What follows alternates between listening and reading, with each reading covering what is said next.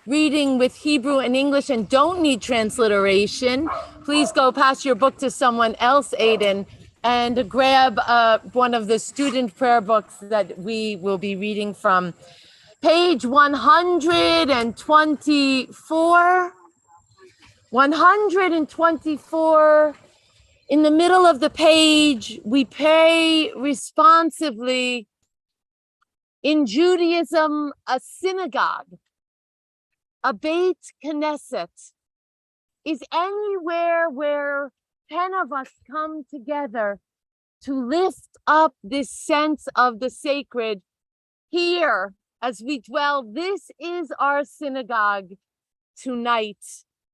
May the door of this synagogue be wide enough to receive all who are hungry for love, all who are lonely for friendship. May it welcome together. All who have cares to unburden, thanks to express, hopes to nurture. May the door of this synagogue be narrow enough to shut out pettiness and pride, envy and enmity. May its threshold be no stumbling block to young or straying feet. May it be too high to admit complacency, selfishness, and harshness. May this synagogue be for all who enter the doorway to a richer and more meaningful life. I want to take one moment because we have guests that I have not met before, and to say on behalf of Congregation Emmanuel, I am Rabbi Yael. I am the rabbi of this congregation. To my left is our cantorial soloist student, Chazanit Alexandra Schleuderer. To my right is our rabbinic intern, Jack Sherritt. Jack and Alexandra are thrilled that you are here to pray with us.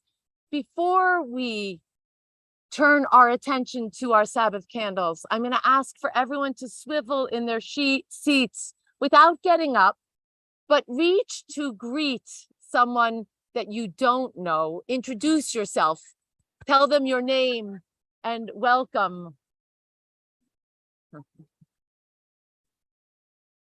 You all set, Jack?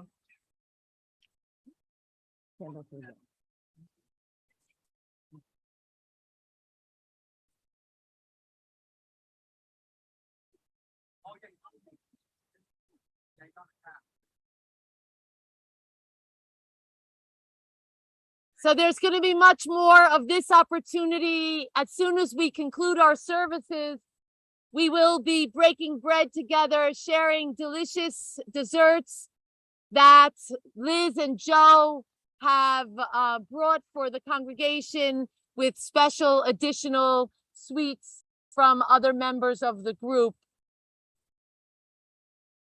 Welcome. Delighted to see you all here. We gather together on Shabbat under this beautiful summer sky, knowing that there are those in Ukraine who, under the same sky, live in fear in the midst of war. We come together and offer prayers, knowing that there are those in every generation who rise in pursuit of power, and there are those who rise in every generation in resistance. And we pray that we are among those who resist. Continuing on 138.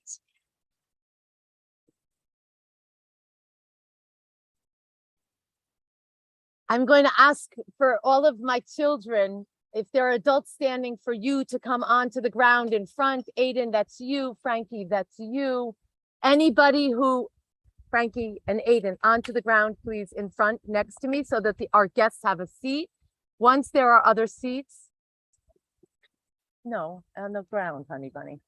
Yeah, you got it. You can face me, sweetheart. Aiden, I'm going to ask you to give your seat to an adult, please. I don't want to say it again, love. That's right. Oh, I'm calling you Aiden. That's why you're not responding. Landon. I know. I'm just have a senior brain. So adults, please, our guests, we have seats. Please come in and join us.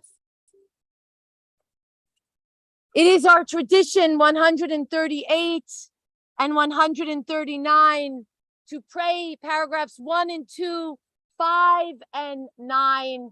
When we reach the 9th and final paragraph, in synagogues throughout the world, we stand and face the entrance to our synagogue. Why do we do that? Well, because we're yearning to pray outdoors. If I had my druthers, this congregation would pray outdoors even in December and January, but my board doesn't think that that's a good idea. I don't know why. But tonight we are. We still face the entrance to the sanctuary. Why? Because you don't have Jewish prayer unless you're willing to open your heart and open your doors to anyone who chooses to be with us. At the final, the 9th paragraph, we'll all stand, we'll face the entrance, and we'll be saying with our entire being, anyone who chooses has a place in this shul. Anyone who chooses has a place in this state. Anyone who chooses has a place in this country, if our prayers and our actions and deeds are working. Lecha Dodi, welcoming the all.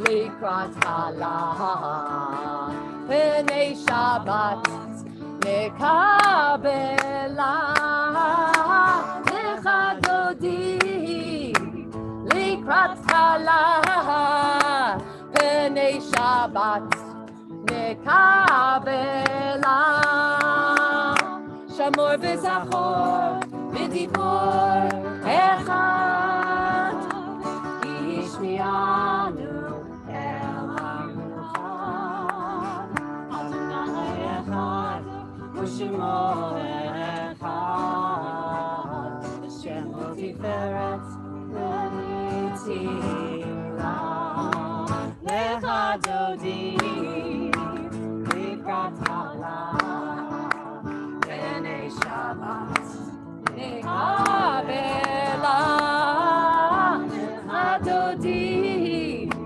Likrat Hala, Pnei Shabbat, Nekabela, Likrat Shabbat, Chut v'Nacha, Ki Mekor Habracha, Me'rosh Mikedem Nesucha, Sof Ma'aseh V'Machshava Techila, Lecha Dodi, Lecha Dodi, Likrat Hala, Pnei Shabbat, Nekabela, Lecha Dodi, Likrat Hala, Pnei Shabbat, Nekabela.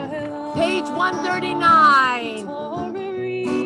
Hitoreri, Kivo Elren, Uri, Sheher Deleri, Kivod Adonai, Alayich Nima, Lecha Dodi, Likrat Hala, Pnei Shabbat, Nekabela, Lecha Dodi, Likrat Hala, Pnei Shabbat, Nekabela. Ro'i v'shalom, Ateret ba'ala, Gam b'simcha u'b'tohala, Toch emunei Aham Segula, Ro'i kalel, Ro'i kalal, Lecha Dodi, Likrat Hala, Pnei Shabbat, Nekabela, Lecha Dodi, Likrat Hala, Pnei Shabbat, Nekabela, Pnei Shabbat, Nekabela.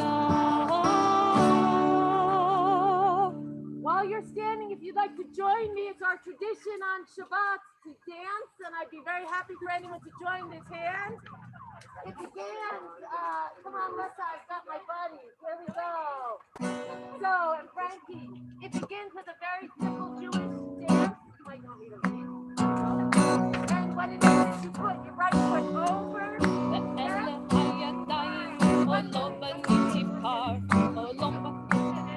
Yeah. 1, 2, 3. La la la la ya la ya ya la la la la ya la la la la ya la ya la la la la la ya la la la la ya la la la la la la ya la la la ya la ya la la la la la. Oh, lo hafti dai le ruach v'chashemesh al hanai. Oh, lo amarti dai le imlo achshav ematai. 5, 6, 7 ve'ele hayadayim. Oh, lo beniti par. Oh, lo beniti par. Handsome Beautiful. Mayim.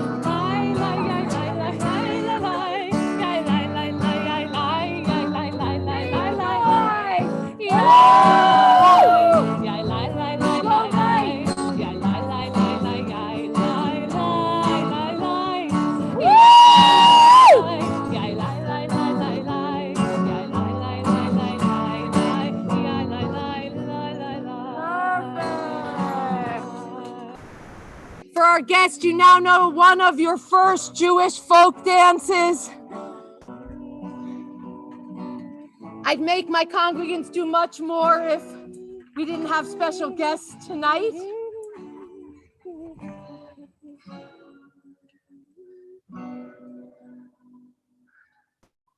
Tonight is Tu B'Av. It is the 15th of the month of Av. Tonight is a special time because on Tu B'Av we celebrate love. It's a Jewish holiday. And it's funny that it's sort of not widely or broadly, but when one of our couples is married years old, we have to honor this date in celebration of their first anniversary. I thought, how propitious, how beautiful, how perfect on Tu B'Av. So I'm going to ask that Joe and Liz come forward. And I'm going to ask you to face one another. Perfect. Well, let me just straighten this for you.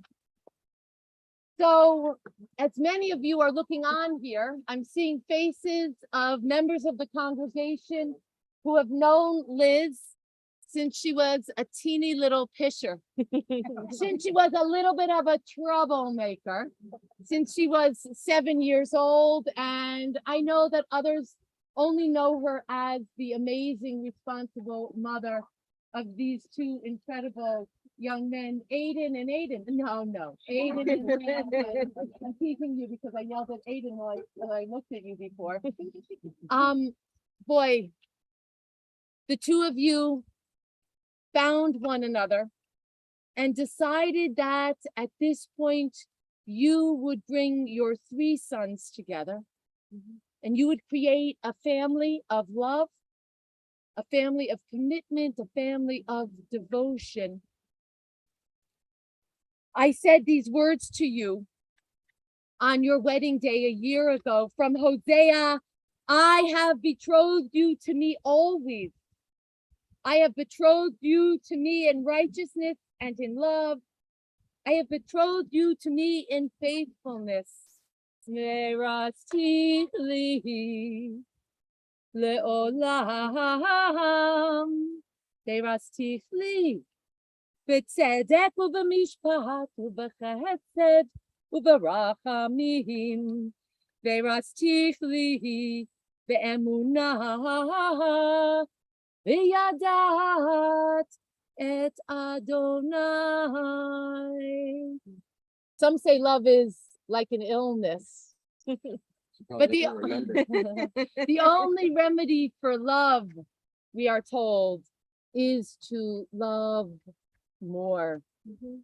So may the two of you, from this place of commitment, with your three magnificent sons, always be creating a place of love, a place of devotion in the good times and the challenges, a place where commitment is elevated to the sacred. As you look at your husband of 1 year, say to him, I am my beloved's. I say that. I am my beloved.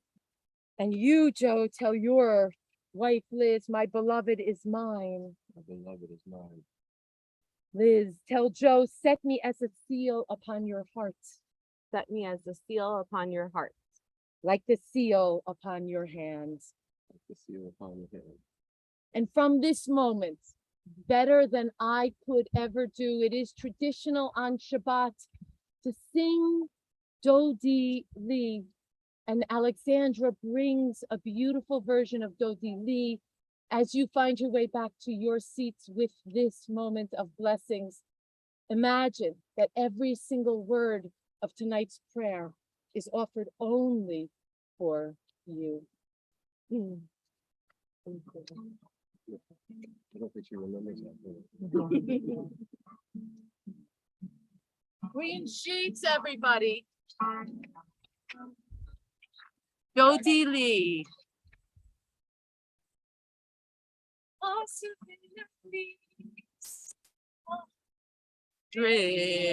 Years, I must have cried out an ocean of tears. You wandered through the coldest, darkest night. You were waiting for me there, a spark of light. Forever is a long, long, long, long time. My beloved, I am yours, and you are mine.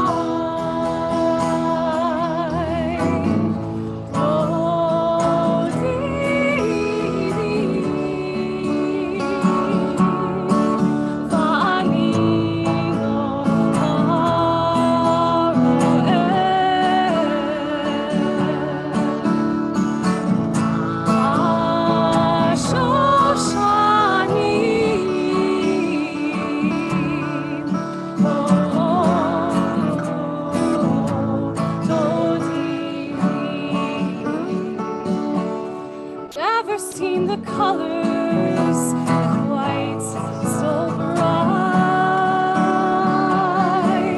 Never held another quite so tight.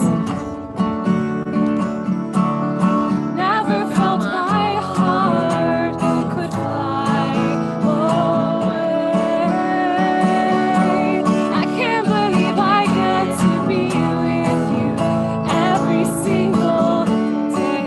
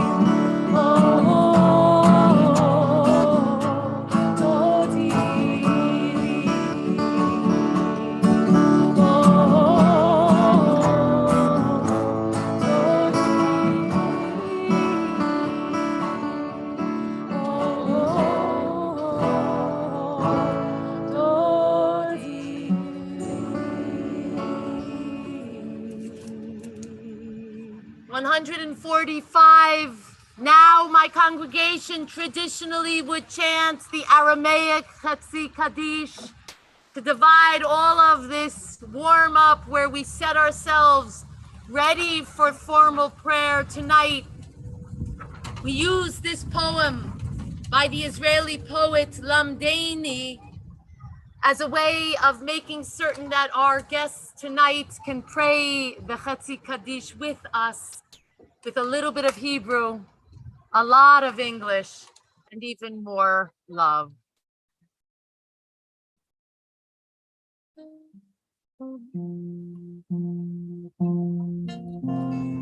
Teach me, oh God, a blessing, a prayer on the mystery of a withered leaf, unripened fruit so fair, on the freedom to see, to sense, to breathe, to know, to hope, to despair. Teach my lips a blessing, a hymn of praise, as each morning and night you renew your days, lest my days be as the one before, lest routine set my ways. Lamdini Elohai, Orei Vekit Halel, Lamin et Sivtotai, Bracha v'shir Halel, Lamdini Elohai, Orei Vekit Halel, Lamed et Sivtotai, Bracha v'shir Halel.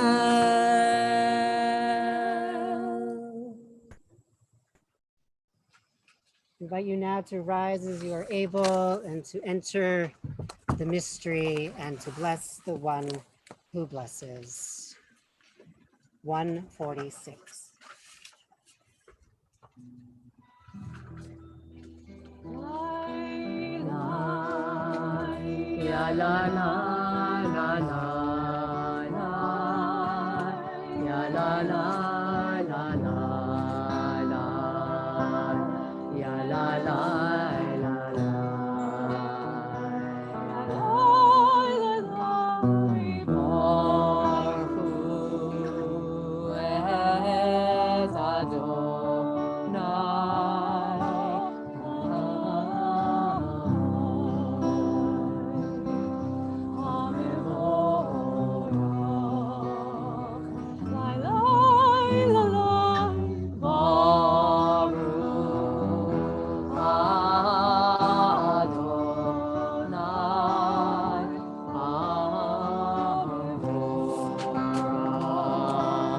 לעולם ועד. יא לי לי לי לי לי, יא לי לי לי לי לי, יא לי לי לי לי לי לי לי.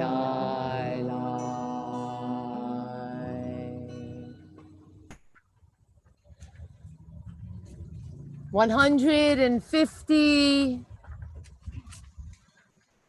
Ahavat Olam is infinite love, unconditional love. Some may imagine that prayer is when you ask for things. In our Jewish prayer, always, and especially on Shabbat, we are not asking, but leaning into the miracle of what is possible. Our most single important prayer, the Shema, which we are about to say after Ahavat Olam, is flanked before and after with prayers of love. If you want faith, you have to be able to receive love and to offer love. Receiving love, 150 from the source of creation, from parents to children and children to parents, from communities to others. Let us lead with this love.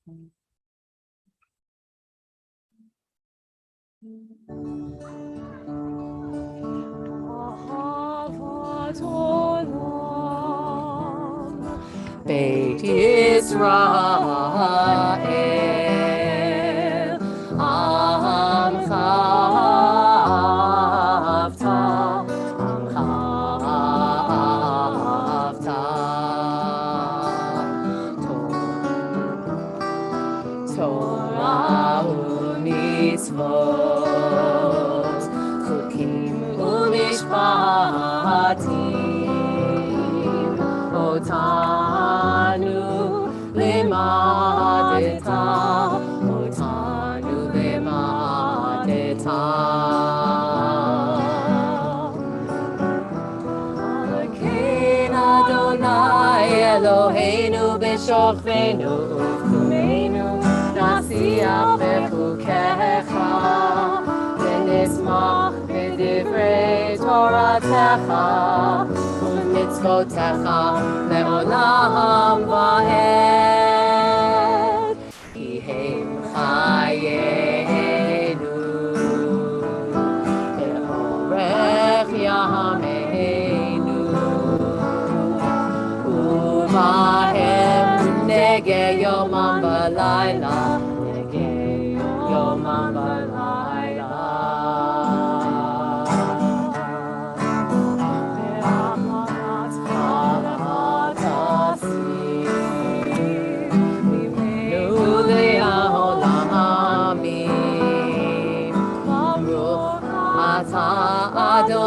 Adonai, Ohev Amo Yisrael,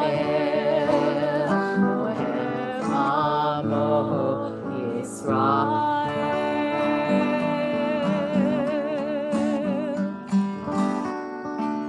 The rabbis ask, why was the world created with first only one human being, Adam? Why was there only one? The rabbis answer, so no one of us would ever say that I am better than another. 152, as you are able, it is our tradition to stand as we speak of oneness.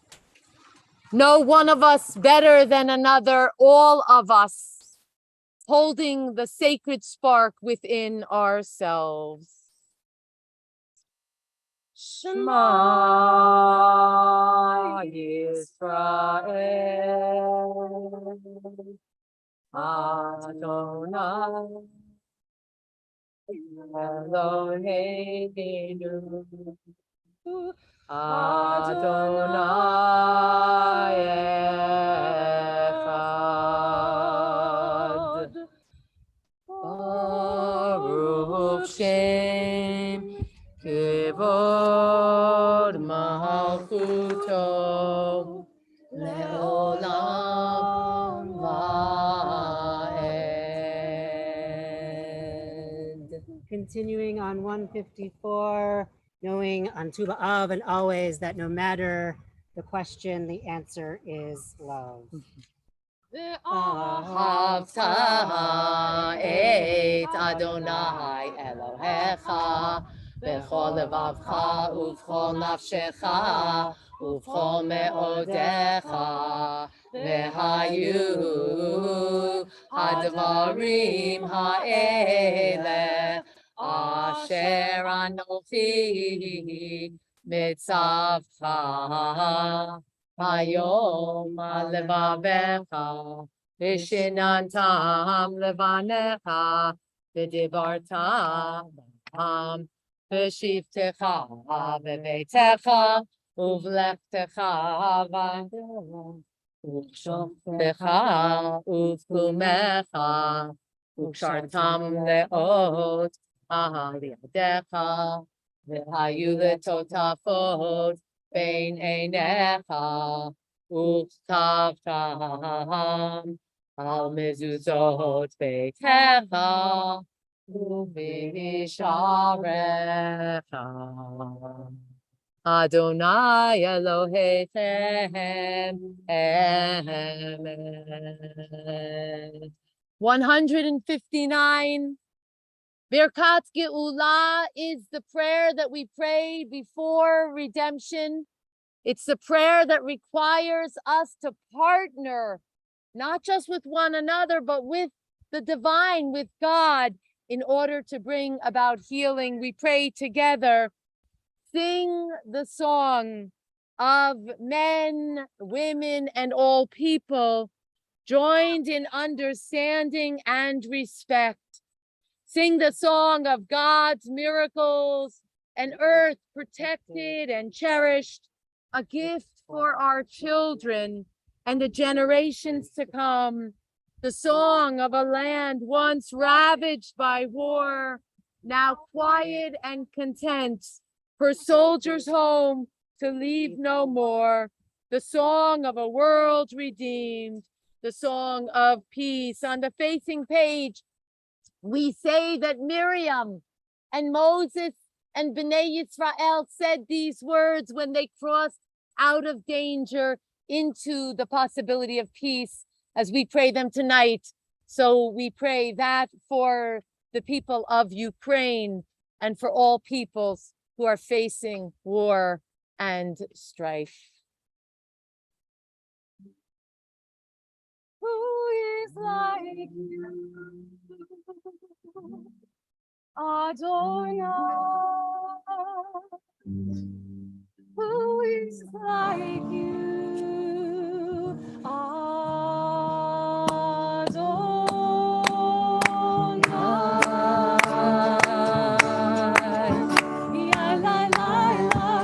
La la la la la la la la la la la la la la la la ya la la la la la la la la ya la la la la la la la la la la la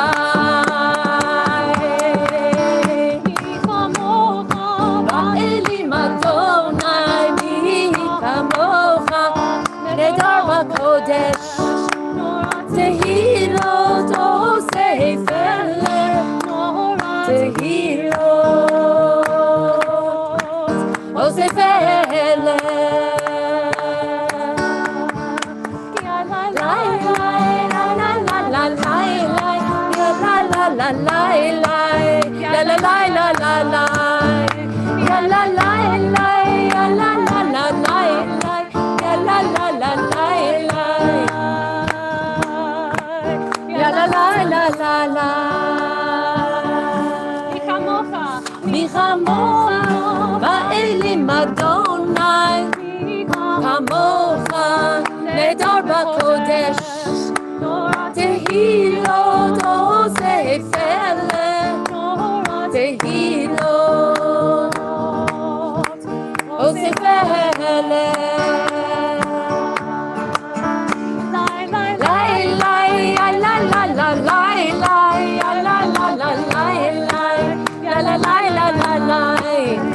Ya la la la ya la la la la ya la la la la ya la la la la. There is a place to pray as a community. There is a place to dance as a community. And there is also a place where we each have our individual prayers that we need to offer, that we need to give voice to. As we open on page 164 together, we then each move belachash in a whisper inward, finding the unwritten prayer, the prayer that we offer on this Sabbath. Our traditional tefillah moves through 180 from 164 to 180. I invite everyone to stand now. It is our tradition to face east, making connection with our people everywhere, with Yerushalayim, a yearning for shalom, a yearning for peace. And when we move into silent prayer, when you have completed your prayer, work your way back to your seats.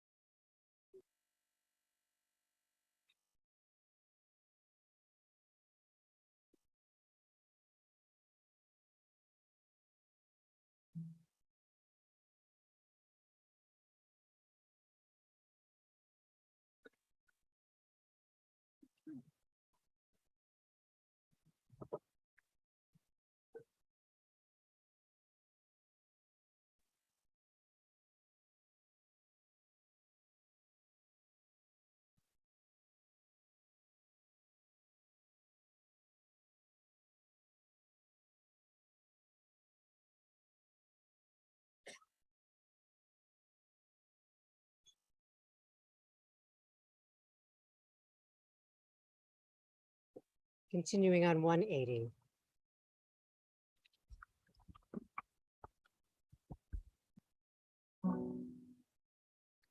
Osna shalom kimroma, uyase shalom aleinu, ve'al kol Yisrael, ve'imru amen. Ya'ase shalom, ya'ase shalom. Shalom Aleinu, ve'al kol Yisrael, Ya'aseh Shalom, Ya'aseh Shalom, Shalom Aleinu, ve'al kol Yisrael, Ya'aseh Shalom, Ya'aseh Shalom, Shalom Aleinu, ve'al kol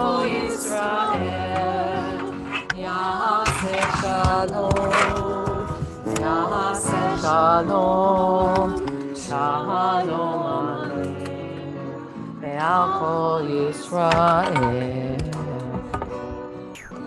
Say Shalom Imromav, Hu Ya'aseh Shalom Aleinu, ve'al kol Yisrael.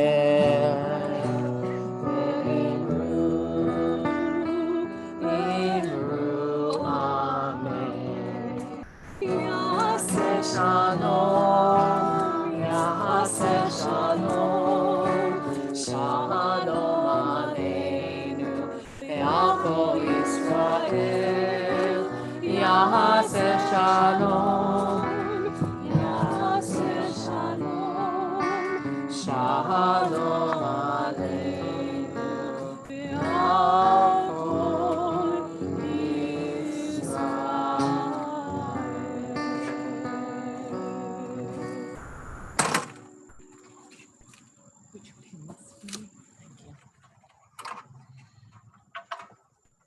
So, Lessa and Anastasia, I want to tell you that every single Friday night, this many people come. Not. So I am grateful. I'm going to need you to come every week so that my congregation keeps showing up. Yeah, me too. Actually, we're so moved with the beauty of this service. Thank you. So I do want to, just before I introduce our guests, I want to say, first of all, to Alla and Zorian, thank you for keeping us on track, for pushing us when we get lazy. This congregation is built on our commitment to Tikkun Olam. That's who we are. And to be committed to that means that we have to do it. And we are so grateful this evening that we are able to welcome Lessa Katsiumbas. Lessa is here with her son, Yirmiyahu. I want to say Yirmiyahu because that's what we say. No, I wanted to say it for me. Yeremma. And it is from Jeremiah, Yirmiyahu, and Solomia. And that I got. And together, Lessa is here, and I'm going to ask Lessa to come forward. And Yeremma, if you would just stand for a moment and say hello. Yeremma is 13 and goes to Round Out High School. And Solemia is 8, and Solemia, if you will stand.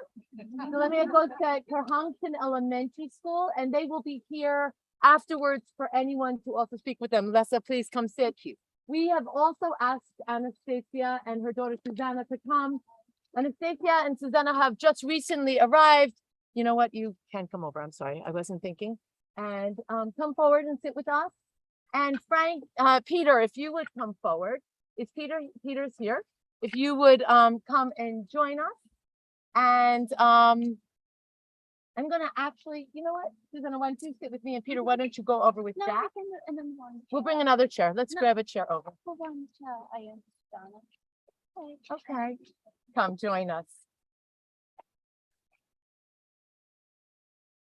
So I do want to take a moment and just share with you that Anastasia has just recently arrived, and Susanna is 4. And Anastasia is doing an amazing job with her English. She is going to participate at any point that she wants to jump in, and will be able to answer questions and share a video later. But today she is here to listen and to join in with Lessa. I do want to share with you that Peter Kosiak is the youth advisor for Holy Trinity Church Young American Ukraine Association of Goshen. Is that right? Hudson Valley. Of the Hudson Valley. And we have been partnering with you and doing a teeny bit of the work, and you are doing the real heavy lifting of me being certain to bring medical supplies, humanitarian aid that is being sent over to the people of Ukraine. Of course, we're not done with that task until every soldier is home and everybody is safe and healed. So the boxes are out front, and the boxes 24/7 are available at Congregation Emmanuel. And I invite my congregation to remember that and to move in that direction. So Lessa, we had an opportunity to speak before, and you touched me so deeply, because I feel like we're putting you and Anastasia and Peter out by asking you to be here, and you turned it around and you expressed to me how moved you were to be able to share your story. So I'm already full of gratitude. I want to just open and ask if you would share with us. Make this work. Thank you. If you would share with us what you would like us to know in general about the crisis in Ukraine. Yeah, thank you so much, Rabbi Yael. That's good. Thank you. Your son Sorry. thanks you for that after I messed up his. Yeah. So thank you. First of all, I would like to start to use this opportunity to thank this particular specific community for all the help, prayers, and the good thoughts, energy that you are sending, you are doing to support my home country and our people. I know how much is being done here in the US by different communities, the government, individual people. It's amazing. The scale of support is just something that we cannot live a single day without crying, because it gives us the feeling that we do something right by struggling, by standing up in this war. So thank you all and everyone and each of you. Also, I would like to thank, not to even mention how much is done by Ukrainian communities here in the States, in Canada, in Australia, Europe. I mean, as I say, the magnitude and the support that is being directed into my country is unprecedented. As crisis, it's a complicated word, because while it's so tragic, it's such a big tragedy and drama. Innocent people are dying, children. I mean, all the destroyed cities.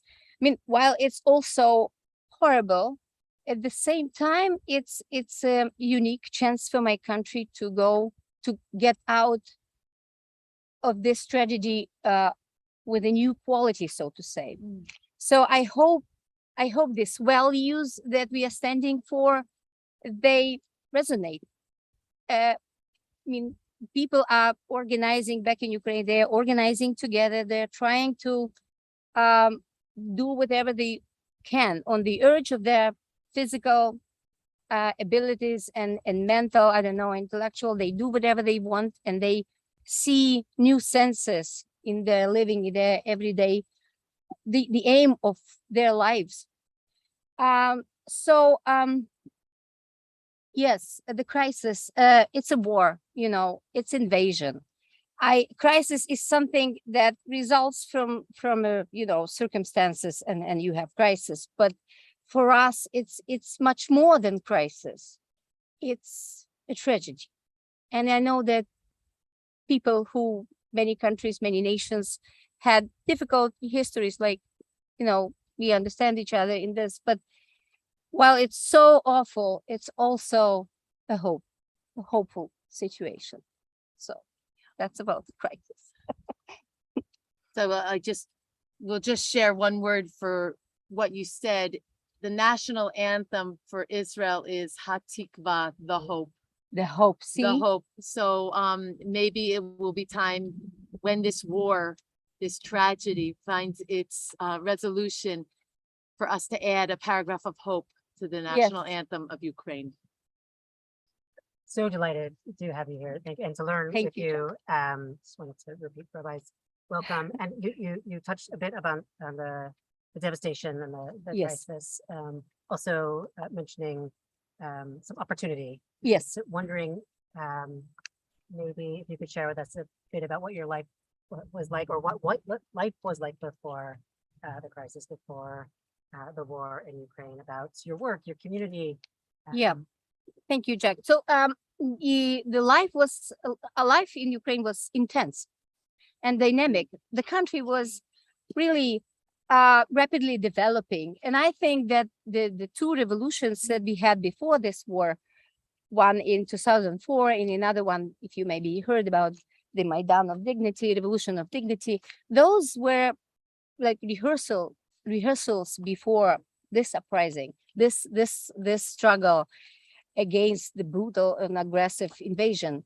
So with each revolution, I think the nation, the Ukrainian nation, was entering a new stage of development, of true independence. And we were building up or refining our culture, which is ancient and old. And I come from the capital city, Kyiv, and we have late during the last years, we had so many cultural events happening, beautiful galleries, theaters, opera house. And so every tourist and newcomer to the city and to the country, but especially in the big cities like Lviv in the west, Odessa in the south, and maybe Kharkiv in the east, Dnipro, but most of all, the capital city. So everyone who was coming to the city, to the country, was able to find really interesting things for himself or herself. So that's how we lived. We had good jobs because, like my husband is a children's cardiologist and prenatal cardiologist. And I worked for international organizations in education. So we had intense life with 2 kids. Every weekend we try to get out to educate them, basically, because school is good, but Don't let it ever get in the way of education. But parents' mission is to add to it. So we loved our life, the life we had, and we have a extensive family there. And while we traveled, we tried to travel a lot. Europe is close, it's not easy to go and to see some nice places, but we always came back because it was a good life. Sometimes there were hardships, but like living in a developing country, this is not the developed democracy like you have, but still it was a good life. And so the few weeks before the war, everyone felt that something is going to happen, but people still couldn't believe that there will be an actual war, like wide scale, full scale invasion. So it happened. It started basically in the capital. It started right from the attack was on Kiev and the nearby suburbs and nearby little villages. When at 5 a.m. people heard the noise of missiles and explosions and everything, people started to pack. They were packed already. I think everyone knew deep in their heart that something bad is going to happen. But nobody was ready. You can be ready for such things. You think this is the 21st century, how something like this can be real. But then people started to move out of the city, so it's only 500 kilometers, which is probably 400 miles, I don't know, maybe 350 miles. And it took people 30, 40 hours to get out of the city. Everything was blocked and lots of traffics and everything. Yeah, but those who stayed had even more difficult times, because then the air alarms were going on constantly and people had to go to cellars underground. How do you call it in English? They like Bunkers. bunkers. Yeah, thank you. So we happen to be in Lviv, in western part of the country, which is relatively safe still, and always has been. But I remember those 3 first days of the war, and just the sound of those alarms, right, Nastya? I mean, this is Nobody who don't care never know this, how to speak. Ніколи не чує, що є всередині. Whoever hasn't heard those sounds will never understand what goes on inside your body, inside yourself when you hear it the first time. this is Коли ви просто йдете на вулицю, Oh, yeah. і ти ніколи не знаєш, коли це може трапитись. Ти йдеш з дитиною, наприклад, в магазин, ти йдеш гуляти, і той звук просто раптово він. І ти не знаєш, чи воно прилетить в ту хвилину, чи воно прийде до твого міста, чи прийде до когось іншого, і що станеться. І наскільки You never know if you're just walking to the store, if you're going anywhere, when these alarms when these sirens will start. And as you're walking, as you're doing your daily activities, it just happens at any time. And you don't know where to go. You don't know what to do at that moment, and where to run, where to hide. And it's just such a scary feeling. yeah. можна сказати, що думають, що є в нас укриття, знаєте, бункери, але в нас немає достатнього, і в нас є багатоповерхівок, підвали, які мали би бути як укриття, але вони не мають там ні води, ніяких пристосувань до того, щоб бути укриттям для людей. So even though there are some bunkers underground under buildings, there's certainly not enough for everybody. And the buildings are mostly multi-story buildings, apartment buildings. And so they have basements, but you can only fit a certain number of people in there. And there's no water, there's no light, there's no electricity. And there's definitely not enough for everybody in the city. Yes.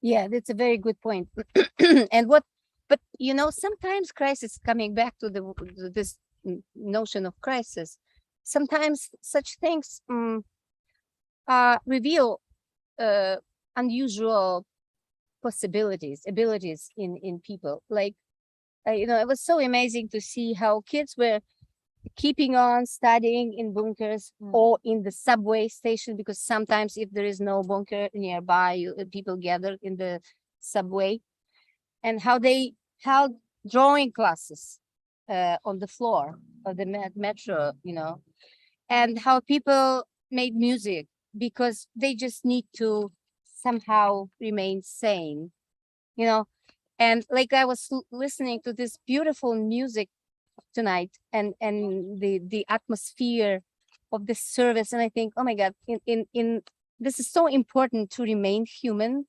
remain open to good, hopeful, and believe that the good thing, the good will prevail.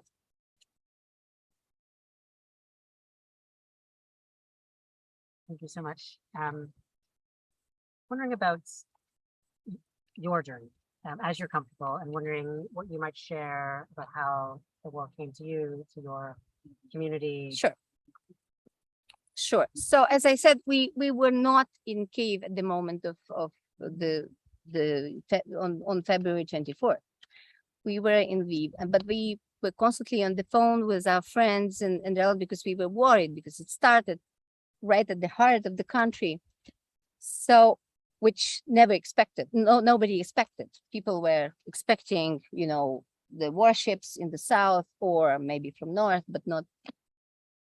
And they captured the Chernobyl nuclear station almost right away. So it was reinforced by this danger also.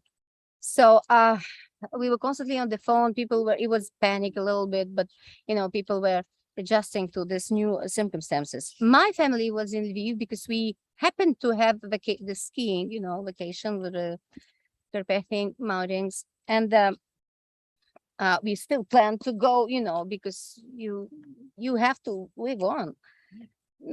So we were there, but as I said, we were ready. We knew that we were prepared to leave in case something unbelievable will happen, but it did. So it took us 3 days to make this decision. Those were really tough days. There were better and worse times during these 5 months of the war, but at the beginning was really scary and intense. So my husband brought us so I decided I need to protect my children. Somehow these sirens and alarms, I saw that they are frightened. I couldn't imagine how worse it will become. So I decided that I should take this responsibility and this courage, because it's not easy, to leave your home with just one suitcase and start a new life from page one. So men are required to stay in the country, and in case they need to go to the army. So that's why so many women with children, women alone, are traveling around the world. So we at on those first days, there were huge lines. I would say even crowds at the border crossings. So we walked through the border. It took us more than a day and a half through the night. We carried everything we have and we were together with so many hundreds, thousands of our country women and children. I think it was surprisingly, it was a good experience for my children, because they understood that what does not kill us makes us strong. So that was exactly the situation, and they realized, they took several important lessons, I think, from that experience, that life is not easy, and sometimes you need to struggle for a better future. I mean, this is in the frame of our family, because so many people are staying back home, and I am so proud of them. I admire this.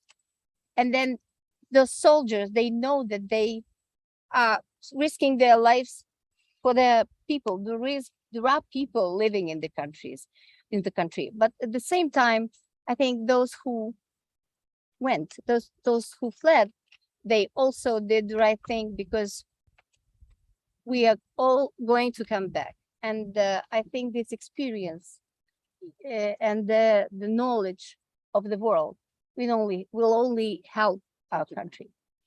So you're talking about courage, and I have to say that I'm amazed by the courage. I can't even begin to imagine what you and the women of the country and the children went through. And as you're opening it, and I would like you to perhaps address it a little more, we recognize that your husband and your relatives and your neighbors are staying in the country. And maybe if you could share with us how they are, what you're hearing from them, how are they managing as you are struggling to manage here without them? How are they managing in the war and without you? Yeah, thank you. I'm sure Nastya will add to my words, because every family story is unique. But as far as my family is concerned, yeah, we talk with my husband every day. Of course, it's tiresome to do all communication through video, but we are great. It's a blessing that we are living in the age when we can pick up the phone or see the loved one face, and at least it helps a little bit. I often now I catch myself that I often think about Second World War, how people coped, and then the Cold War era, how the divided families, how they lived through this challenge. I cannot imagine. But today, I mean, back to our realities, our relatives who stay in Ukraine, they got it's a paradox, but they got used to the war. And the other question is, how high is the toll, the psychological price, the mental well-being, how much they pay for this adjustment, So I'm not even speaking about the east and south of our country. The people from these areas, they suffered a lot. They've gone through the worst part. They lost everything, their houses, they are losing their lives, and innocent people being killed and tortured. So I cannot even, it's, we simply cry when we think about it's just hard to imagine and understand why is this happening. But then, God has a plan for us. I'm sure in it. So we have to pay this price probably. I don't know. It's so complicated. But those who stay in the central part and the west, they are relatively safe. But again, as I say, the nuclear plants that they are entering and capturing, you never know what's going to explode. And it's just such a blind chance. You never know where the missile will land, in which part. And every time you hear the alarm, it can be coming to the place you are in. So it's just so much nerves, so much fear, so much uncertainty. So is your husband living in your home? Is he working as a pediatric cardiologist? Is he actively in the war? I mean, he's actively in the war. Is he actively a soldier? Is he actively a doctor at this moment? Thank you. He is a doctor, and he has to do the hospital has to help those children who are being, who suffered from war and who otherwise get, because, the congenital heart, babies with congenital heart disease keep being born, and life is going on, and there are a lot of people who need help and this highly specific cardiological help. So during the first weeks of war, the hospital in Kyiv was evacuated to Lviv. So he stayed in Lviv for several months. And then the situation was stabilized in Kyiv. So they now, it's a big hospital, a huge number of operations for the entire country. So they moved back and kept the branch in Lviv. So they are moving back and forth. It's a lot of work. It used to be much tougher. now it's, they adjusted their working schedule and procedures to the new realities. But yeah, he cures children. So that's what he needs to do. But many friends, families, relatives, like our younger nephews, they joined the army, and it's a unbelievable fear for mothers, for families to watch the statistic so they are hoping for victory, because their sons are soldiers, and it's really dangerous. People are dying. For me, our grandfather, Susanna grandfather, he is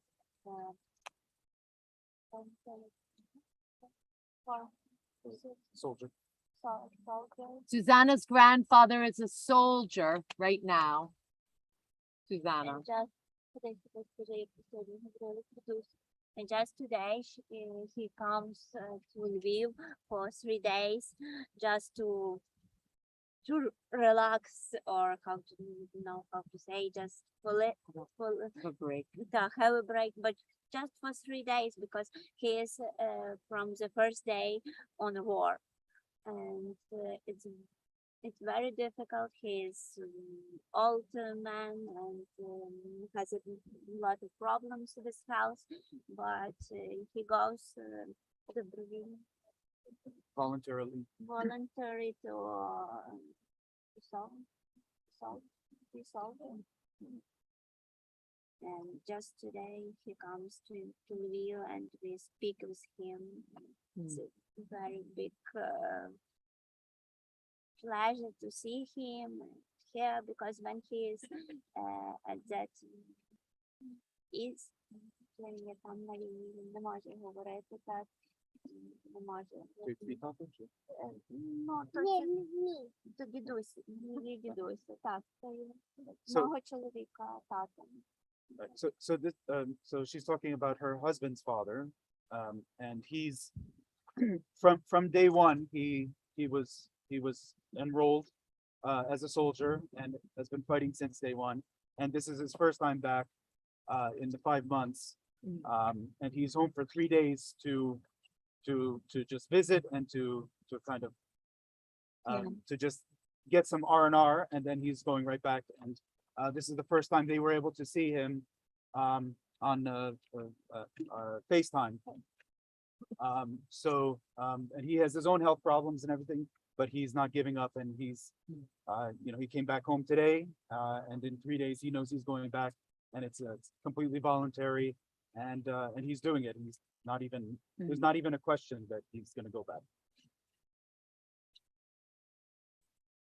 So I'm hearing you say that there's unimaginable difficulty in staying in the Ukraine for those who've stayed, your husband's, your father-in-law, and it's also just incredible difficulty in choosing to leave, and in the journey here to the U.S., leaving your home, leaving your husband's, and in being here. I'm wondering if you could just share a bit about your experience, how long you've been in the U.S., how it's been for you starting over here. It's been very good. Yeah. We went through Europe. We spent a little bit of time in Poland and Hungary, because I have family in Hungary. So I needed to make my mind what I do with, I just need some break, because the breakthrough through the border was really difficult. Now it's much better. Now it's organized. Everything's good. But just the very beginning was a lot of panic, I would say. So once we made our mind, we flew to Newark airport, and were picked up by our family here, my husband's relatives, and they welcomed us in Hudson Valley area, and we got to know people from Ukrainian Youth Association, the church community, and even our neighbors on our little road. Everyone was helping out. Every single person I met, it was something unimaginable. And I think without this help, I wouldn't be able to, make it. Really, from the very simple things like meeting at the airport, and then all the chores, whatever, because it's a lot of work, all the papers, and to put kids in schools, medical things, So it's just all thanks to people in the US. Yeah. I agree with you. I'm just for months, yeah, but the support and make Help. magical and Basically, yeah. like help, right? Yeah, and I'm very thankful for everybody and I'm gonna ask you one more question. Yeah. And then what we wanted to do is open this up for you to have questions. I know that all of us are following this daily, in the news. But we don't have this opportunity to ask you directly, and it's been an amazing journey just to watch, no less to listen to you. But I do want to ask one more question because I think it's important. And then we're open, anyone who would like to ask a question, just keep it short so that we can hear the answers. We'll give about 10 minutes for questions. Then we'll close the service and we'll be able to keep speaking to Leta and Anastasia around the food. But I think this is an important one. Where would you like to be in 1 year and in 10 years? Yeah. Where would you like to be with your family or for yourself or for your children? Where do you imagine you'll be in 1 year and in 10 years? And I'm going to loop this together. What would you want us to take this evening? And don't say your gratitude again to us, because my feeling is we're not doing enough. So tell us what you need us to hear. Where would you like to be in a year or in 10 years and down the road? And what do you want us to take home with us? What's your message to us? Message. Yes, please go ahead. yeah, Please, I will please. start and you Yeah, will very continue good, because Nastya. Thank you. Я можу так, коротко, добре. Тільки, що все, що ми взяли від війни, що треба жити тепер, цей момент. Everything that we're taking from the biggest lesson from this war is that we have to live in the moment. Because що ви ніколи не знаєте, що буде завтра. Ніколи ніхто не міг думати, що таке може статися така війна в Україні і такі вбивства. Because nobody knows what will be tomorrow. Nobody had any idea that this war would come in the way that it did, especially with all the killing, all the bloodshed. Тому тяжко сказати, що ми будемо робити через 10 років, і тяжко сказати, що буде через рік. So then it's difficult to say what we will be doing in 10 years or even in 1 year. Але єдине, що ми сподіваємося, що не буде війни ні в Україні, ні в цілому світі. But one thing that we have a big hope for is that there will not be any war in Ukraine or anywhere in the world. Amen. Amen. Very good one. Yeah, thank you. I don't know even what to add. It's just said so. It's very true. And maybe as far as my message is concerned, I'm often thinking now about, what is valuable in life, and it's probably your family, your health, and being human. Understanding that we all are the same, and in the situation of danger, you can only rely on other human beings. This is where you get help and you rely on. And for this, you need to be a good personality, good human being. And this is just such a basic thing, but it works. I mean, this is really what matters in life. All possessings, it's nice when we have it. So yeah, when we have it, we enjoy it, but we shouldn't depend on it, because one day it can all be lost. like for many Ukrainians now. So it's just a reconsidering of fundamentals in life. I don't know even how to put it rightly, but thank you. That's my message. And I think we are here for already. We came in second half of March. So it's been a while since we are here. So I see how my children are learning a lot. So in a year, I hope that they finish in another academic year. So I hope we are still here in a year. But shortly after, I miss, I miss my country because, and I'm not that young anymore. So it takes a lot of efforts to adjust. So I would like to go back. And I hope if we come out of this war stronger and better society, better democracy. We are only beginning to forget Soviet legacy and stuff like that. But I hope there will be a nice country for everyone to come and to thank finally for all the help that we were getting during those hard times.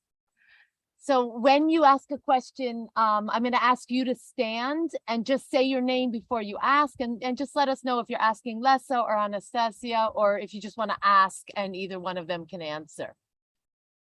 So Jeff, you have a question.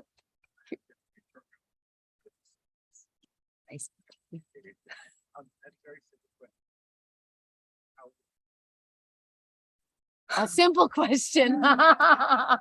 Yes, a simple question. How will the war end? Very simple. Thank you for this really very simple one. I'm always afraid to think about this very important question, because any scenario that you start analyze, every scenario is very complicated and hardly achievable. So my only hope is for the miracle, as funny as it may sound, but I just think that the circumstances will come together, and this all will end. Like, during human history, as we all know, the big empires sometimes were falling down in one day, overnight. So I'm hoping for something like this, that I don't know. I'm afraid it's too complicated question for me to answer, but I'm thinking about it a lot. I'm actually curious, and when Jack and I and Alla put these questions together, I hadn't met you yet, and I'm going to put you on the spot and ask you a question. For most of us, I told you our relatives come from that area. And I think we all were very surprised when we started paying more attention, and the president of your country is Jewish. And I would actually like to ask how you and your families feel about your president. We were surprised by the fact how skillfully he managed the crisis, because he did manage it. How the national channel was established, and we had like instant information on what's going on. It was very important for people to calm down a little bit and start, analyze information and build their decisions on that. How devoted he is to his country, like a captain on the ship, he's always there. And how worldly he is. He feels comfortable in any situation on big forums, like, all the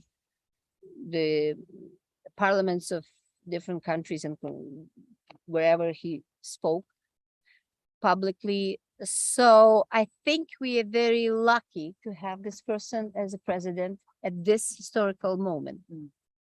So even if we may have different before the war, during, in peaceful times, it's completely different story.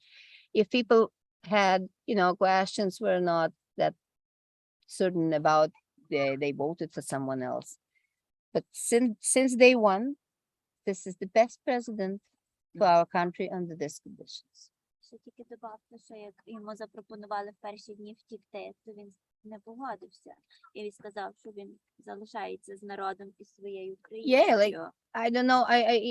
They say, people say he was offered to flee during it, but he refused. And he stayed, and he's doing this for this day. He was given the opportunity to flee, and also his story is that his father, when he was younger, wanted him to go to Israel. And as an Israeli, I'm Israeli and American, and he also refused that. Wow. That he was going to stay Isn't it in Ukraine. impressive? Isn't it impressive? I think it's yeah, those younger generation people, they are sometimes remarkable, surprisingly. Yeah, the decisions. Rose the leader. Yes, Sue Mermelstein.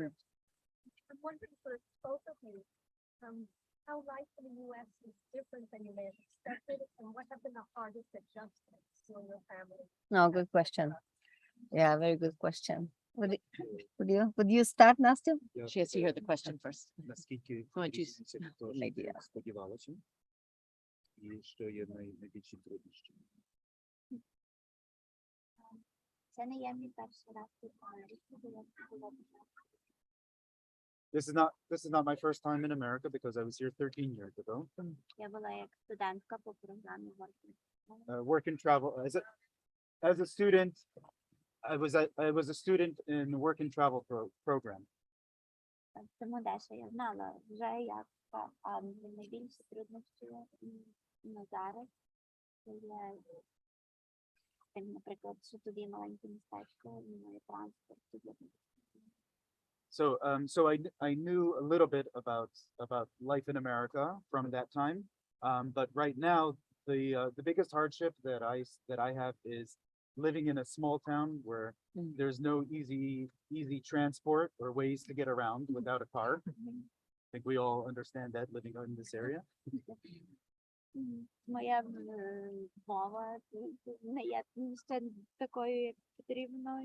My language isn't yet at that level that I need it to be.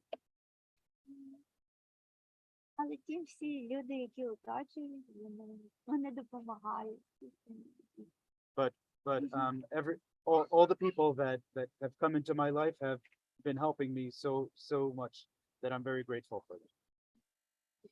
Yeah. So I've been to the country before as well, but so I kind of knew what to expect, but I'm this time I'm coming in a different role, so few things that are strikingly different is that it's a car-oriented society. You cannot go buy the car. That's exactly what Nastya says. So we are both learning to drive, and I've just failed my driving road. But I will get there. Yeah, I don't think that my kids have see any difference. They love it because they love the freedom. They love the pupil-centered education. We don't have that. We are still learning and improving things, but we are not there yet. And for me, it's also the level of freedom, how people are using their personal and citizen freedom, how it's a completely different level than we have back home, and how it influences, basically everything, everyday life and decisions and everything. So that's what this So I actually feel like we could keep you here for 2 hours. We won't. I'm gonna let there be 2 more questions, and then we're gonna close the service. And then as we're centering around the food, I'm gonna really encourage people to connect with Lesa and Anastasia and the kids and continue to ask your questions. So I know Bernie, you had a question, and then there'll be one more after you. My name is Bernie Herschel. I'd like to ask you about your perception of the Russian soldiers that are coming into your country. Because in the media, I hear different stories. I hear a great deal about their brutality, raping, torturing, killing. And then I read that they're being called in by the Russian government from the poorest areas of Russia. They're uneducated, they're unsophisticated, they don't know what they're doing there, they're demoralized, and they're basically just being fed as sacrifice Absolutely. for Russia and for.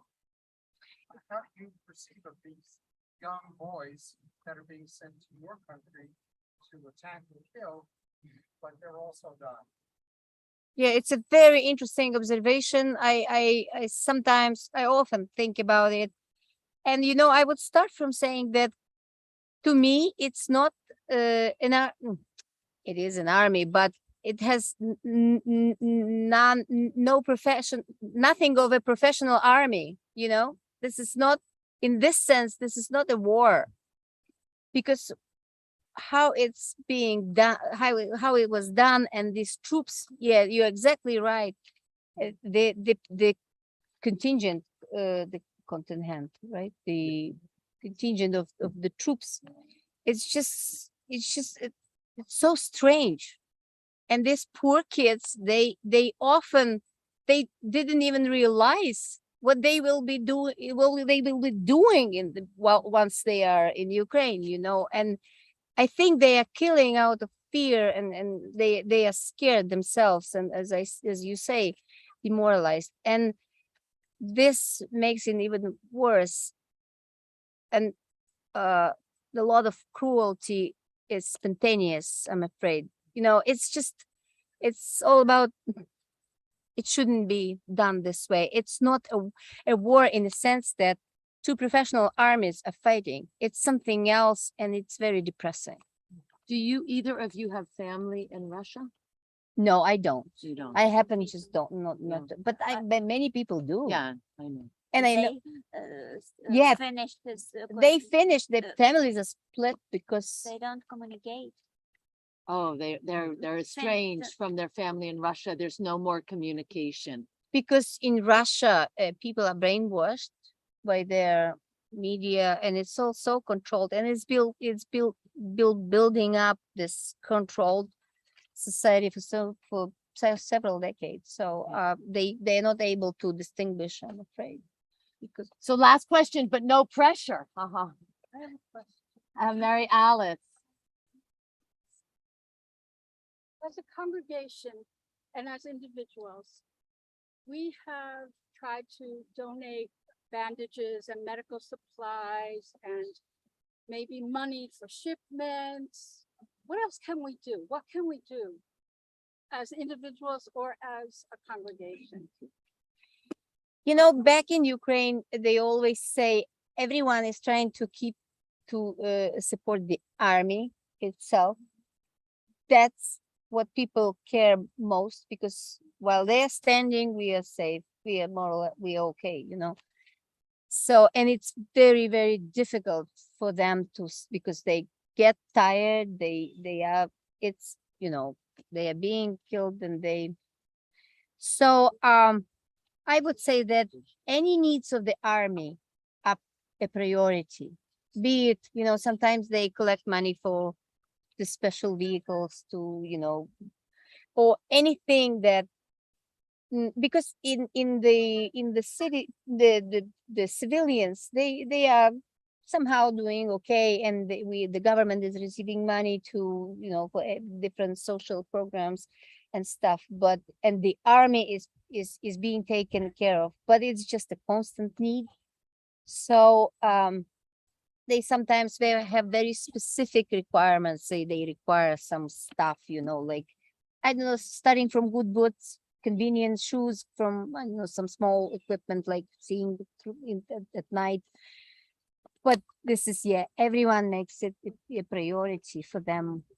Food, food that can last. But what about the refugees here in Hudson Valley? Is there anything that we can do for you guys? It's a good question. I always actually no, it's a very good point because they are expensive and it's important to really to get good practice and good instruction because it's safety, and we come from because back home women are starting to drive, but it's a new thing. So the older generation like me, we don't, You better stop saying that next to me. So She just wanted to add. yeah, so and then we're gonna close the service. These are such great questions. And actually what we're gonna be able to do with this connection is, like, I have not been asked to add any specific things for soldiers like boots. So that can be something for us to be aware of. And honestly, seriously, I'm a really good driver too. Mary Alice is, we would be very happy to give you driving lessons. So you let us know, we're up the road. So you're gonna have the last word, Anastasia, and then we're gonna close the service and then we'll break bread. Thank you everyone for being. Just a reminder, I know you're gonna all be back next week. Jack and Alex and I always end by 7:15, Karen, by 7:15. So this is unusual because this was so riveting. Okay, last word. Anastasia, just wanted to add that there's so many organizations and funds out there that are providing vehicles and not necessarily armor, but assistance for the soldiers. But what's happening is they get a vehicle, like her father-in-law got a vehicle for their contingent to use, and 2 days later it was shot and it was destroyed. And so it's that constant need of replenishing and getting new items and new vehicles, new things to be able to use for them. Before you close, may I? Of course. Okay. I'm gonna stand also. So I just wanted to, on behalf of the organization that we're from, the Ukrainian American Youth Association of the Hudson Valley, to give a huge thank you to your congregation, to you, Rabbi, to the president of the board, the whole board, all the members. What you've done over the last several months is completely invaluable. You say it's too little. It's not too little, because there's a big pot or a big bucket, and every drop that falls into that bucket fills that bucket. And you are such a huge part of that bucket, and we are so grateful. There's some members of our board here, Danila and his wife Kathy, and we've been working very, very hard to package items, to send items. Besides using funds to ship, we've also sent funds to Ukraine, including to the pediatric hospital, Yes. where Lesha's husband is. Helped Yeah. organize that wonderful Right. fundraiser for us, Yeah. which gave us the ability to donate that money Yes. over to that hospital. It's truly amazing. Thank you so much. And we have another fundraiser that we're doing here in Kingston on September 11th, a date you can all remember. Wow. 2 doors down. We're doing it together with all of the Kingston congregations, and our cantor and our Tikkun Olam committee are also going to be part of that. So we hope you would join us down 2 doors down at St. John's on 9/11. On September 11th is yet another fundraiser. So another piece. So the outpouring of support from so many different organizations, and especially your congregation is absolutely huge. And so thank you very much. And I just ask that everybody keep praying. What else can we do? We have to keep praying, because we need that miracle that Lesha was talking about. And that's what's going to happen. So thank you. Thank you so much for your attention. Thank you. Thank you. Thank you. Thank you so much. Thank you so much. Thank you. Thank you for Inviting. It's our pleasure. Our Thank you. pleasure.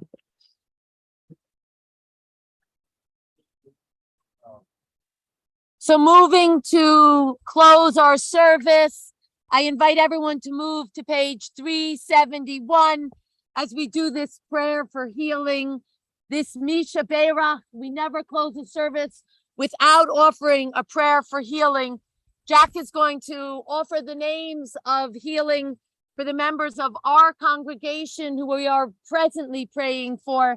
And then Jack will be reaching out to you if you would like to add names of individuals who are in need of healing of body and of spirit.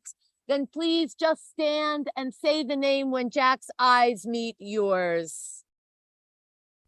Congregation Emmanuel is praying for the healing of Susan Bosch, Amelia Byers, Audrey Cohen, Angela Demer, Phyllis Fillmore, Ellie Ilwitz, Ilona Johnson, Mary Lestrange, Ken Lijach, Karen Martinez, Merle Perlmutter, Zorian Pinsky, Kohana Skolnick, Elaine Trotz, Paul Tubin, Beth Ushkow. If there are other names that you are holding in your heart of those who are in need of healing, I invite you to say their names aloud as my hand moves to them.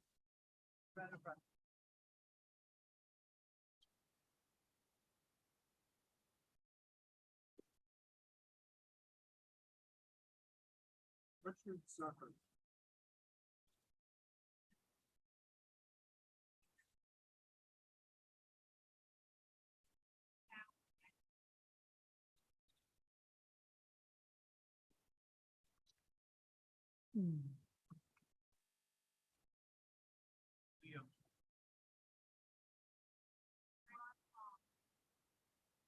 Sharon Doyle, Nancy Kelton.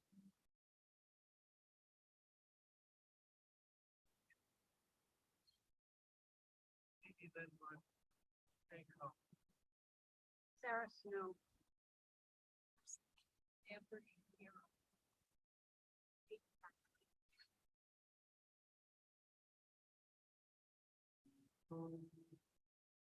For those who have been wounded in Ukraine, for those who are guarding their humanity as they fight for their independence, we hold them in our prayers this evening. 371.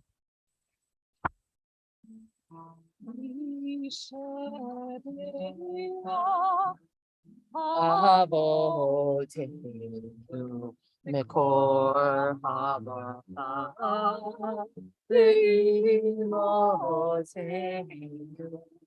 May the source of strength, who bless the ones before us, help us find the courage to make our lives a blessing, and let us say, Amen.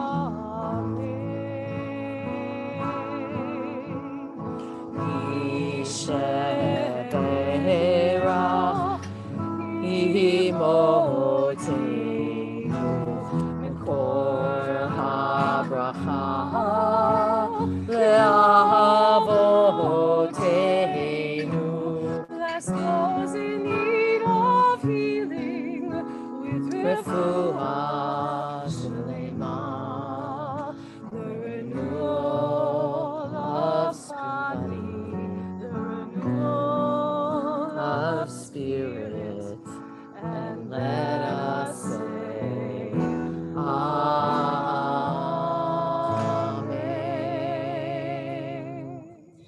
A moment of announcements all week, next week, ongoing learning Tuesday, Wednesday, Thursday. All of my classes and the classes at Emmanuel are on. Please look at the calendar. And you, of course, ongoing students continue to participate. And if you would like to join any of those classes, you are always welcome. Jewish Federation of Ulster County, in cooperation with SCN, are sponsoring on Wednesday evening at 7 p.m. Active shooter training via Zoom, open to anyone who would like to be part of it. You can find it on rcehv.org calendar or by contacting Federation office directly. Our amazing religious school is still looking for 1 or 2 teachers. If you would like to teach in our religious school, I saw Jonathan earlier. I don't see him at this second. Jonathan, are you on the ark somewhere? But I can put you in touch with Jonathan if you are in the area and would like to teach once a week in our Sunday our learning adventure, our religious school. Cantorial soloist Alexandra Schleuderer and our Zemer are preparing for the Ukrainian benefit concert. If you love to sing and you have not yet been in touch with Alexandra, this would be the time. Alex is also preparing the members of our congregation to bring special pieces for the high holidays that are quickly approaching. Please speak with Alex afterwards or reach out to her during the week. Registration for our religious school program, our learning adventure, remains open. It begins on Sunday, September 18th, and it's pre-K through 8th grade. And we are looking forward to your children being part of this adventure. Sisterhood's annual paid up dinner and honey fundraisers are ongoing. Please RSVP to Carmel Gold or the main office for the paid up dinner, or to Gail Levy or Bonnie Lober for the honey fundraiser. Look online or call the office for all of that information. Guys, we are gearing up toward the high holidays. We are on the 15th of Av, which you know because it's Tu B'Av. And in 2 weeks plus a few days, we will begin the month of Elul. I will be blowing the shofar in each of my classes throughout the week. On every Friday night before we light candles, we will be blowing the shofar here and then also saying Psalm 27. Please be aware of that rhythm and be part of it. But most importantly, on September 17th at 7 p.m.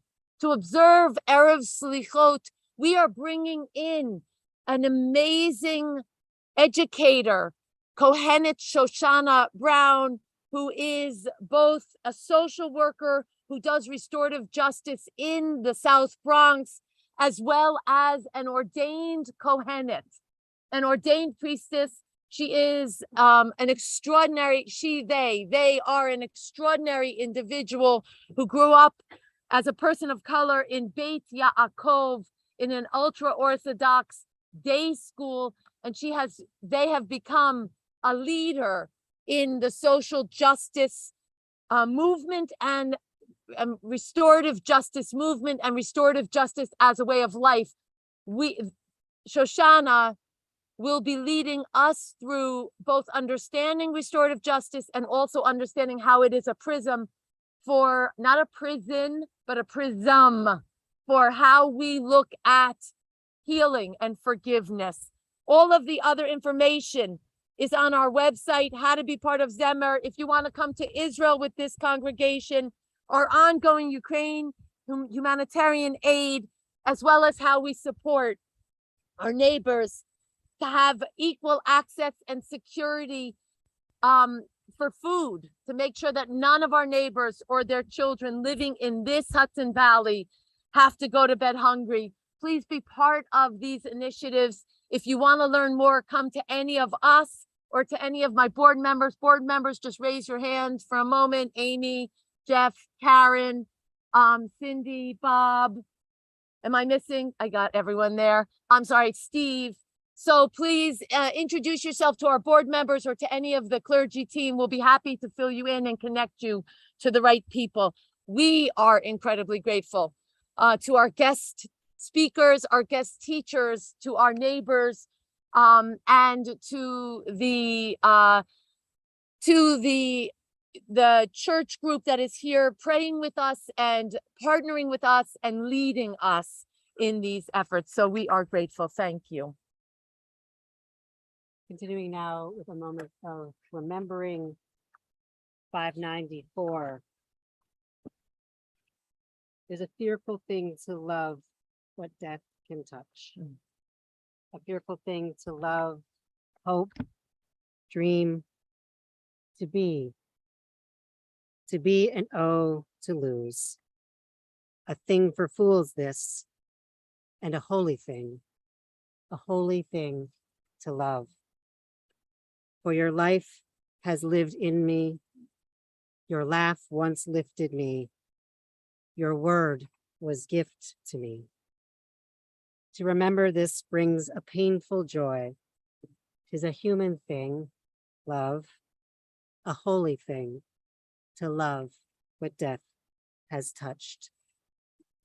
If you're in a period of Shiva, Shlashim, Shana, I invite you to stand as you're able and to share aloud the names of those whose loss you are mourning. Shiva, the week, Shloshim, the month, Shana, the year of having lost a loved one, of having a loved one who died in the last year. If you would like to say the names of anyone who has lost a loved one.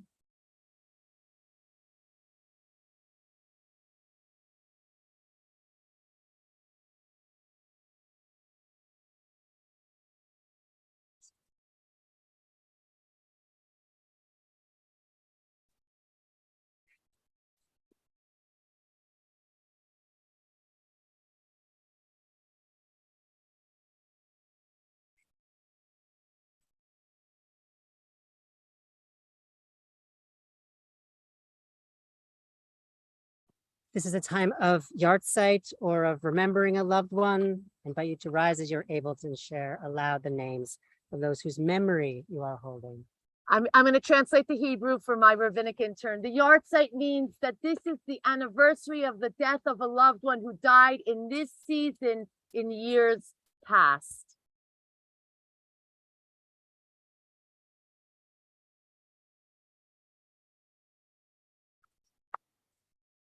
CHV remembers the yahrzeits of Marcus Appel, Nellie Blotnick, Selma Bitz's mother, Martin Cantor, remembered by Paul Reiter, Rebecca Cohen, Pauline Simon's sister, Amelia Cohn, Saul Fogel, Sandy Elbelli's father, Irving Golds, Carmel Gold's father-in-law, Sarah Goldberg, Milton David Goldman, Lee Kahn, Stephen and Benjamin Kahn's mother, Ronnie Sue Karasik, Russell Karasik's sister, Frederick Quaderer.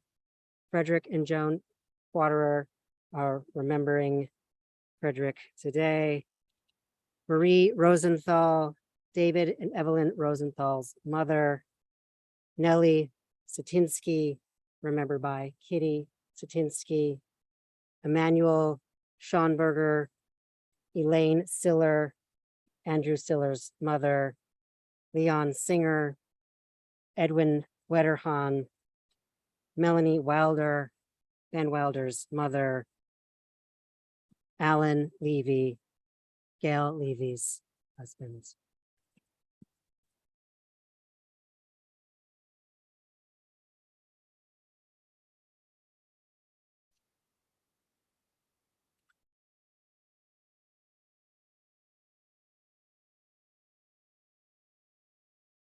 In this moment of mourning and remembering, we add the names of those for whom Kaddish has not yet been said and for whom there's no one left to say it. We add also the names of those of every race and nation whose lives we lift up and whose loss we grieve.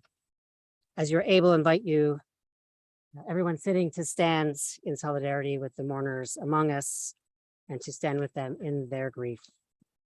598.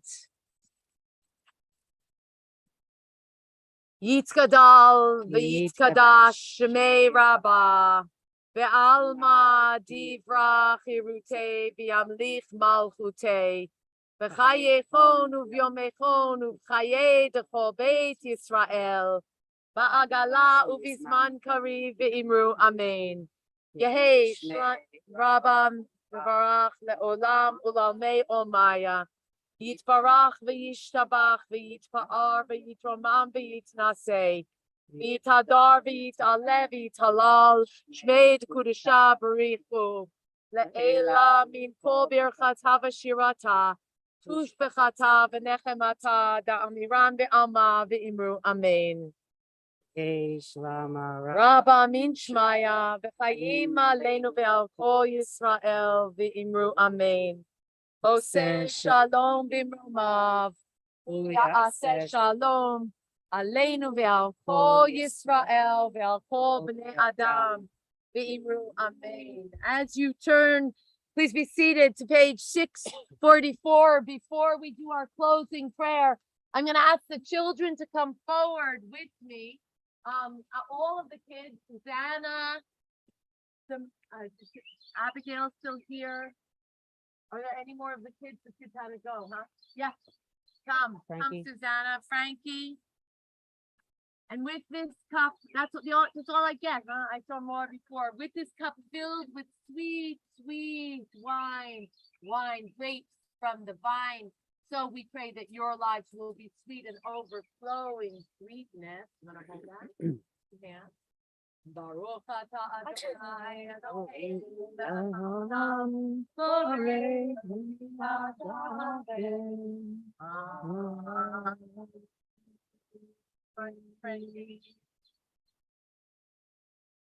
Okay, all good. Okay. Rita made this for us, a handmade challah. I'm going to ask you guys to hold it together.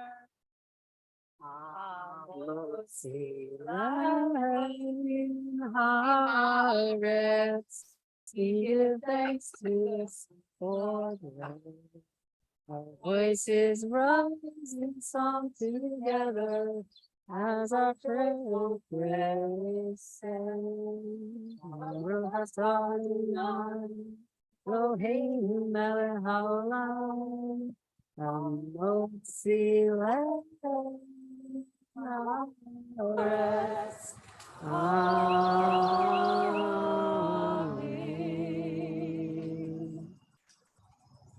And we close Eve Duet Hashem Basimcha. Immediately afterwards, there's enough challah for everyone. We'll move it over to the table.